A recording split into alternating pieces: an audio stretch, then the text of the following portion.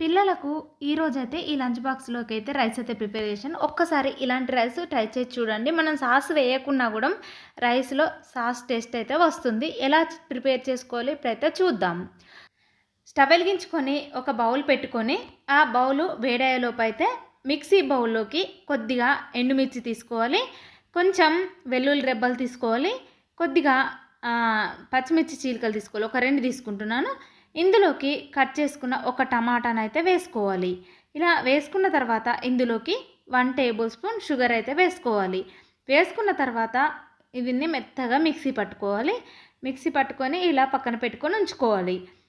ఇప్పుడు బౌల్ అయితే వేడైపోయింది. అందులోకి మనమైతే ఆయిల్ వేసుకోవాలి.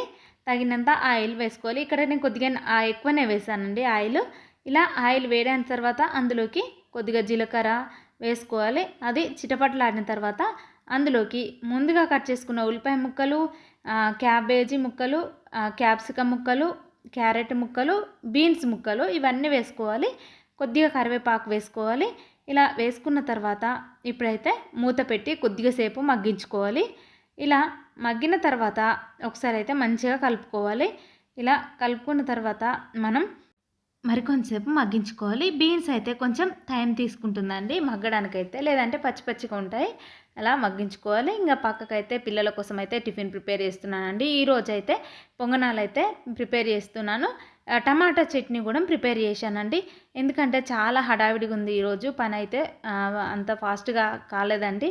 అందుకోసమనే ఇలా ఫాస్ట్గా చేస్తున్నాను. ఇవైతే వేగిపోయాయండి. వేగిన తర్వాత అందులోకి తగినంత కారం వేసుకోవాలి. కొంచెం జీలకర్ర పొడి వేసుకోవాలి. ఇక తగినంత సాల్ట్ వేసుకోవాలి.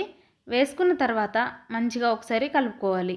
కలిపిన తర్వాత మనం ముందుగా మిక్సీ పట్టుకున్న మసాలాను మనం ఒక్కసారి ఇందులో వేసుకోవాలి. వేసుకున్న తర్వాత అది పచ్చివాసన పోయేంత వరకు అయితే వేయించుకోవాలి.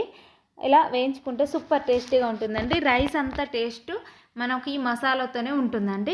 ఈ ఒక్క మసాలా వేసుకున్నామంటే సూపర్ టేస్టీగా ఉంటుంది. ఒక్కసారి ట్రై చేసి చూడండి. పిల్లలు అయితే చిటికెలో లంచ్ బాక్స్ కంప్లీట్ చేసుకొని వస్తారండి. ఒకసారి మీరైతే ట్రై చేసి చూడండి.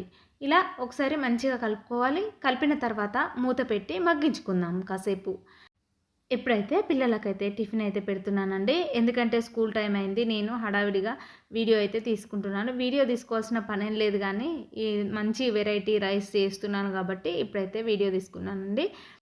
ఈలోపు పిల్లలకు టిఫిన్ పెట్టిచ్చేస్తే తినేస్తారండి. ఈలోపు అయితే స్నాక్స్ బాక్స్ అయితే రెడీ చేస్తున్నాను. నేనైతే ఈరోజు జామకాయ పెడుతున్నానండి. పిల్లలు అయితే వట్టి జామకాయ అస్సలే తింటలేరు. ఎందుకంటే నాటు జామకాయలు అయితే చాలా టేస్టీగా ఉంటాయండి. ఇవి అయితే మామూలు హైబ్రిడ్ జామకాయలండి. అందుకోసమనే ఇలా కట్ చేసి కొంచెం సాల్ట్, కొంచెం కారం వేసి బాక్స్లో పెట్టిస్తే వాళ్ళైతే తినేస్తారండి. ఈలోపు అయితే ఇది మగ్గిపోయింది కదా. ఇలా మగ్గిన తర్వాత మనం ముందుగా ఉడికించుకున్న రైస్ని అయితే వేసుకోవాలి. ఇందులో వేసుకున్న తర్వాత మంచిగా ఆ రైస్ అయితే మంచిగా మసాలా పట్టేట్టుగా ఒకసారి అయితే మంచిగా కలుపుకోవాలి. ఇక కలిపిన తర్వాత ఒక 2-3 మినిట్స్ అయితే ఇంకా స్టవ్ పైన పెట్టుకొని కొంచెం సేపు మగ్గించుకోవాలండి. సూపర్ టేస్టీగా ఉంటుంది. ఒకసారి ట్రై చేసి చూడండి.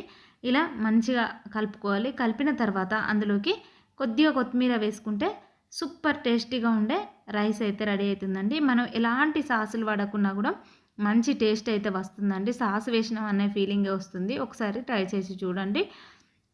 ఇందులోకి ముందుగా వేయించుకున్న పన్నీర్ ముక్కలు అయితే వేసుకున్నానండి. పన్నీర్ ముక్కల్లో కొద్దిగా కారం వేసుకొని కొంచెం ఆయిల్ వేసుకొని అయితే వేయించుకొని పక్కన పెట్టుకున్నాను. ఇదైతే రైస్లో వేసుకొని ఒకసారి కలుపుకొని ఒక 2 మినిట్స్ మగ్గించుకుంటే సరిపోతుంది. ఇప్పుడైతే రైస్ అయితే రెడీ అయిందండి. ఇక పిల్లలకు కూడా నేను లంచ్ బాక్స్లో పెట్టి పంపించేశాను. ఇక పంపించిన తర్వాత ఇక మధ్యాహ్నం టైంలోనైతే ఇలా పూజ సామాగ్రి అయితే క్లీన్ చేశానండి. ఇది వరలక్ష్మి వ్రతం తెల్లారి నేనైతే ఇది ప్రిపేర్ చేశానండి. పిల్లలు టిఫిన్ తినేలోపు అయితే ఇలా లంచ్ బాక్సు, స్నాక్స్ బాక్సు, ఒక టిఫిన్ బాక్సు ఇవన్నీ రెడీ చేసి పెడతానండి. ఈలోపు అయితే పిల్లలైతే తిని రెడీ అవుతారు. ఇక స్కూల్కి పంపించిన తర్వాత అయితే ఇక నా పనులు నేనే చేసుకుంటానండి. ఇదైతే వరలక్ష్మి వ్రతం చేసినాక తెల్లారి అయితే చాలా వర్క్ ఉండండి. హెవీ వర్క్ ఉండే నాకు ఇంట్లో అయితే. మళ్ళీ ఎక్కడెక్కడ సర్దుకోవడానికి అయితే ఒక 1 డే పడుతుందండి. అందుకోసమనే ఇల్లు మొత్తం సెట్ అయ్యేసరికి అయితే మనం ఏ పండుగ చేసినా, ఏ పూజ చేసినా కానీ చాలా టైం తీసుకుంటుందండి. అందుకోసమనే ఈరోజు కొంచెం టైం ఎక్కువనే తీసుకుంది. ఇక్కడైతే పూజ సామాగ్రి మొత్తం క్లీన్ చేశానండి. నిన్న వాడినాం కదా రాగి, ఇత్తడి వెండి సామాగ్రి అంతా ఇలా క్లీన్ చేసి పెట్టాను. నేను ఇదివరకు కూడా వీడియో పెట్టానండి. ఎలా క్లీన్ చేసుకోవాలో ముందు రోజైతే పెట్టాను. ఒకసారి అయితే చూడండి. చూడకపోతే ఇలా చాలా బోళ్ళు కూడా ఉండండి ఈరోజు. అవన్నీ కూడా క్లీన్ చేసి పెట్టానండి. ఇవి అన్నీ క్లీన్ చేసుకునేసరికి అయితే సాయంత్రం అయింది.